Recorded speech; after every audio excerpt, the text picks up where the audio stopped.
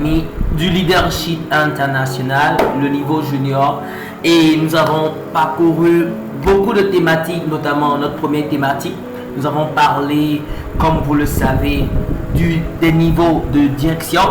Après, nous avons parlé de comment un leader peut mesurer sa croissance. Nous avons parlé au troisième module des outils pour découvrir ses dons. On a expliqué que tout leader a des talents, mais les dons viennent donner une capacité supérieure. Et on a expliqué, on a montré des outils.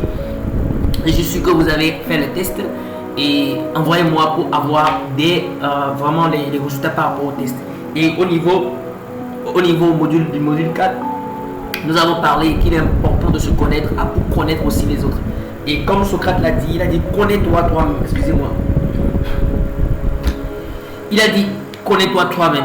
Et ça veut dire que nous devons apprendre à connaître les autres pour mieux communiquer efficacement. C'était la thématique du module 4 qui nous permet de mieux communiquer les tempéraments des gens, sanguins, mélancoliques, colériques, flegmatiques, comment ils agissent et comment vivre avec eux. Il y a même un bouquin que j'ai écrit, La clé ultime pour communiquer efficacement. J'ai détaillé beaucoup de choses. Si vous pouvez aussi vous en procurer, c'est disponible sur Amazon et tous mes ouvrages, je rappelle, Bâtir une équipe forte est disponible sur Amazon, d'accord, en format Kindle.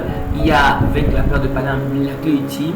Il y a le livre Love D'action qui est su pour la clé ultime pour avoir une relation amoureuse épanouie qui conduit à un mariage glorieux.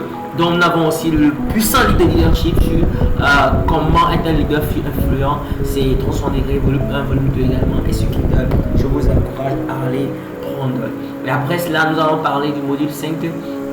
Nous allons parler de comment un leader peut gérer son temps et ses priorités.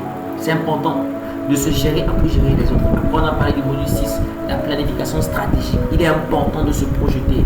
Il est important pour un leader, avant de se lancer dans un projet, de planifier.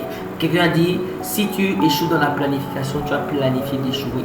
Et beaucoup de nos leaders ne planifient pas, ils se gênent. On a parlé des étapes, les 13 étapes pour pouvoir planifier efficacement son projet et sa vie.